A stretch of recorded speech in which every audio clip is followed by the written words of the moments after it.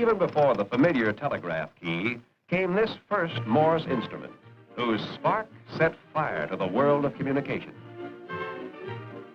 Sure, Western Union was boots and saddles, the golden spike in the railroad tie, singing wires, and the growing pains of a great nation. But everybody knows that Commerce Western Union did a job. The telegraph wire tied the cattle markets of Kansas to the tables of the East, hitched the cotton mills of New England to the southern plantations and the New York cutting tables. Other methods of communication were slow and tedious. The telegraph was the only means of rapid communication. It was direct, it was fast. It kept pace with the nation's expanding frontiers.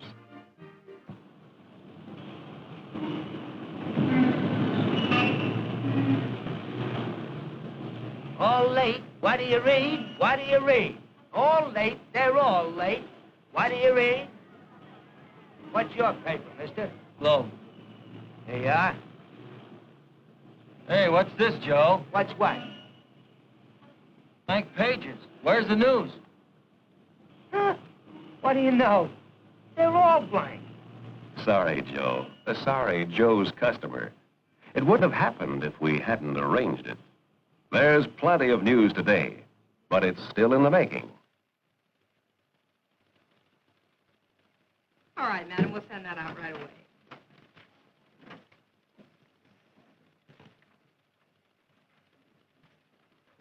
I don't mean to be personal, sir, but congratulations. Oh, thanks. Did you mean to say whether these twins were boys or girls, sir? Oh, well, how could I have forgotten that? They're boys. And you want this sent as a regular telegram, of course. Oh, sure. This is news. Well, who else would like to get the good news? Oh, this goes to about 8 different people. I have a lot more writing to do here. That won't be necessary. You just put down your list of addresses, and we'll see that they all get the message. Oh, swell. Sure, Fred Brown, twins are news. Western Union is about to make it official. And while you think of all the people who should know about Alice and the twins, hundreds of other telegrams are being sent and received in other ways in the 10-block business area around you.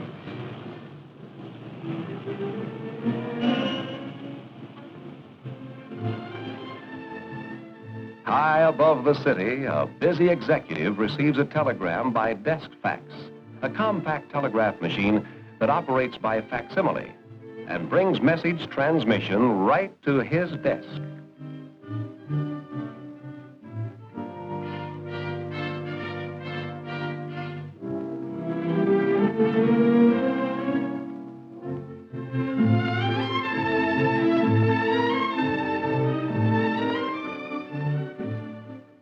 He places his reply on a cylinder, and with a push of a button, the reply goes direct to Western Union in his own handwriting. An ultra-modern telegraph method that is close to magic. 50 stories down, Western Union serves another man whose job demands fast and accurate communication. Hello, Western Union. I'd like to send a telegram. Mr. J.L. Roberts, Tompkins Structural Steel Company, Templeton, Ohio. Construction here ahead of schedule. Urgent, you wire immediately. Earliest arrival, structural steel. While urgent words speed from an engineer to his home office, a steady flow of words flashes to Western Union from the communications room of a large business firm. A battery of teleprinters handles swiftly the mass of urgent detail behind the daily operations of a major business. To save time, to pack more hours into the day, to get on fast, orderly record the many details of a busy enterprise. No less important is telegraph service to the smaller business, whose need for rapid communications is well served by the familiar call box. At the turn of the handle, the summons arrives at the branch office recorded on tape. The experienced clerk knows at a glance where the call originated and dispatches a messenger to the customer who is telegraphing an order for a 20-ton crane. And all the while, people come and go in the telegraph hub of the neighborhood. Say, how does this sound? Caught surprise shore leave in big town. caught short of cash. 25 would help. Please telegraph care of Western Union. Thanks. Love to all. Bob. Great. All right, thank you very much. And we'll rush these out right away. Good. Oh, and good luck. Thanks. Okay, let's send it. It's a typical day at Western Union. Behind the counter, the mechanical nerves of the system change words to holes on tape, and the holes on tape to electrical impulses speeding over the wires. Here is the urgent order for the 20-ton crane.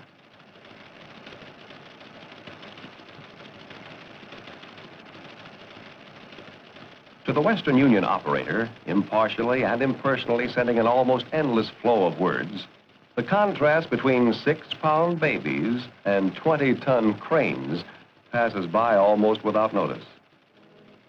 Now the operator starts the stortgram. A quick tap of the keyboard, and another. Punch the key signals that will guide the message automatically to its destination. Now it's gone. Already arriving at Syracuse, high-speed message center for the territory in which the telegram originated, and a link in the chain of mechanized centers throughout the country. Good news travels fast, and with the speed of light, this good news, now in Syracuse, is automatically being flashed onward to St. Louis, message center for the delivery office, guided only by the 2 key signals punched in New York, swiftly, accurately, practically non-stop, along with thousands of other telegrams coursing through these wires, flashing through in round-the-clock succession. And now, over the high-speed transmitter, the message appears before the operator in St. Louis, on both printed and perforated tape.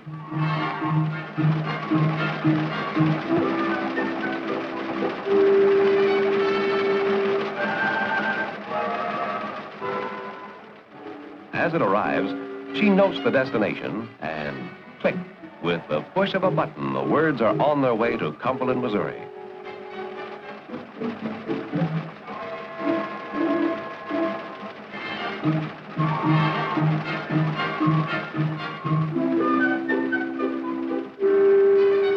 Here they are arriving in printed form, ready to be gummed down on the familiar yellow blank.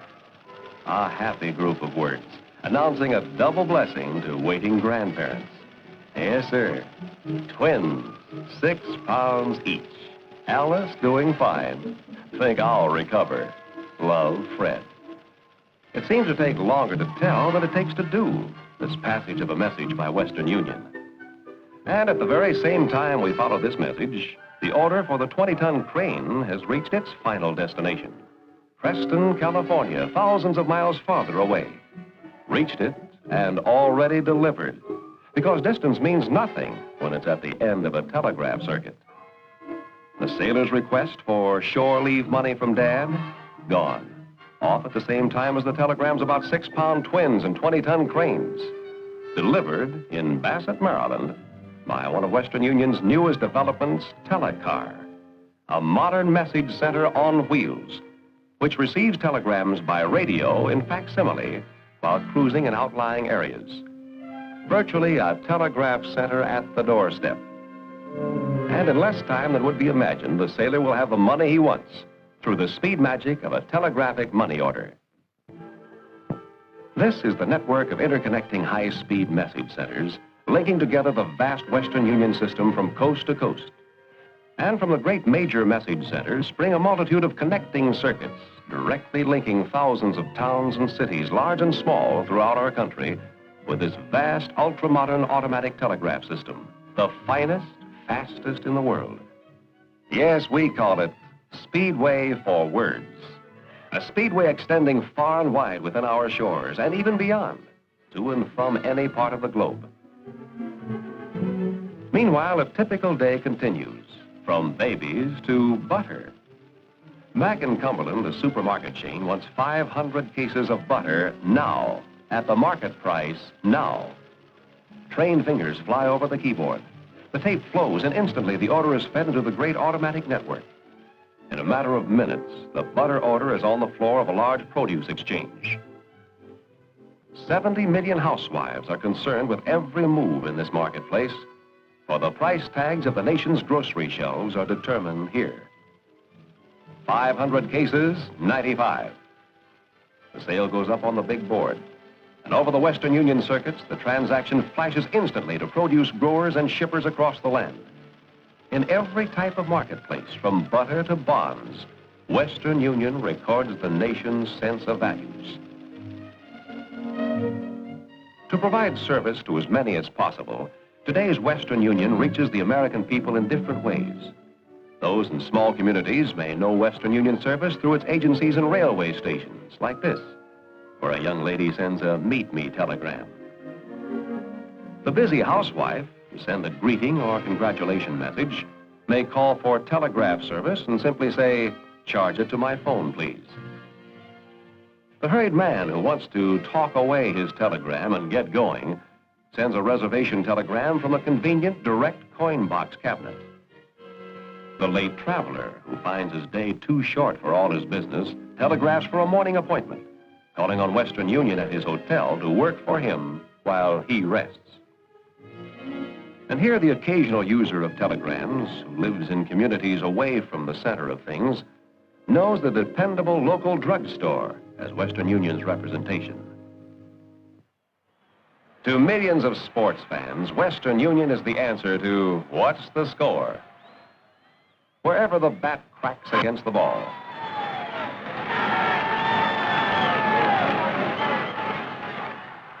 wherever gridiron greats collide, wherever big-time punches fly, Western Union is as much a part of the sports scene as the umpires and referees. Whatever the news, wherever it happens, Western Union speeds the story to its national press centers, serving the world's top newspapers with lightning-fast reports geared to press deadlines. Wherever disaster strikes, Western Union is on the job to restore contact, bring word to and from the stricken, and marshal relief for the hungry and homeless. In scores of crises in the nation's history, the copper wires of Western Union have been worth their weight in gold. Of all the many places where Western Union serves the American people, it is perhaps here, where representatives speak and act for 150 million citizens, that Western Union serves the greatest number. In the Senate press room, correspondents compile the daily hard copy record of significant speeches, ballots, legislation, and committee action. Almost as soon as it happens, through on-the-spot facilities, Western Union delivers this record to front pages in the free world. But there are more than outgoing stories. Western Union in Washington is a funnel into which Americans pour their messages of support or protest to their leaders. The opinions of grassroots voters who rightly believe that the elected man is a public servant. When great issues are at stake, the people speak their minds in a flood of telegrams that may total tens of thousands in one 24-hour period. Through its high-speed centers and other facilities, Western Union stands ready to carry far greater traffic than the nation demands. One section of its system operates by microwave beam transmission. From towers like this in Washington, more than 2,000 telegrams can be sent and received simultaneously on a single radio beam, traveling with the speed of light through other towers strategically located along the route. How else does this Western Union of today serve? Specially designed private wire systems when there is a need for communications in volume, such as the private bank wire, interconnecting 188 banks in 54 cities, providing direct, immediate, and confidential communications for all banks on the network. Here is an outstanding example of modern telegraphy serving the nation's great industries. Yes, Western Union does more than serve the individual 24 hours a day, 365 days a year. At all times, this battery of teleprinters presents a permanent record of the origin and destination of every message exchanged over the private wire system. Contracts, confirmations, instructions, purchase orders, financial transactions. Not one detail has been left hanging in the air, filed in memory, or left to chance. It's all in black and white. In the Pentagon, brain center of America's military might, the permanent aspect of telegraphic communication conforms to the traditional demand of the military for realistic records. The Army and Air Force use private telegraph systems to coordinate their vast organizations operated by specially trained service personnel. Theirs are among the greatest communication centers ever designed and serviced by Western Union.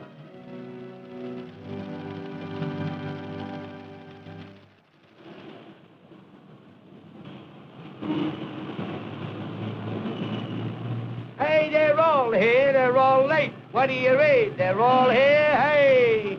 Hey, what do you read? Hi, Joe. Hi. Yeah, that's more like it, Joe. It's got news. Yeah. I can't figure out why that last edition was blank. A break, I guess. It's all there now, all right. The things that happen to people and the things that people made to happen. There's just one blank space in this edition of the paper, but that will be filled in the next edition, because the story is happening right now. A reporter is taking notes in the research center of Western Union, and what he is looking at will make the story that will fill the last empty space in the newspaper. The story is a familiar one to Western Union, a new one to the reporter. It's the story of an endless search for improved facilities to serve the communications needs of America. The news peg of the story is one of the finds of that search. High-speed facsimile transmission and reception of both words and pictures. In a matter of seconds, 3,500 words are sent and received. Here is a look into the future of communications. A long way from the early key that clacked out dot and dash messages. Here is modern telegraphy at work, sending and receiving in facsimile, placing all of a vast system at the user's elbow.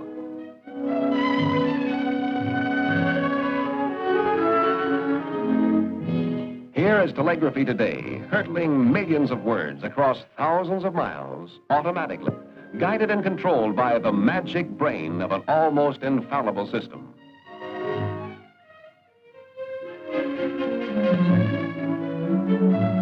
Speeding messages to destinations with just the push of a button, to better serve America everywhere, to bring distant friends and business customers within arm's reach through the swiftness of the yellow blank. A long way from the old hand-to-hand relay from point to point, slow and at the mercy of human error. Here is the thin white ribbon of words, unchangeable, accurate, moving the message it carries lightning fast. Visible transcript of the sender's thoughts, actual record of what has been said. Here is telegraphy on wheels, roaming the streets of outlying districts to bring telegraph service right to the front door. The radio beam tower and its amazing capacity of 2,000 telegrams at a time on a single radio beam. That's a long way from the one telegram on one wire of a century ago. From this telegraph center of the world, headquarters of Western Union in New York, comes a telegram for America. Western Union is proud of its record through the first 100 years. A record of service and progress, which, in the needs of today and plans for tomorrow, keeps pace with the tempo of a fast-moving age.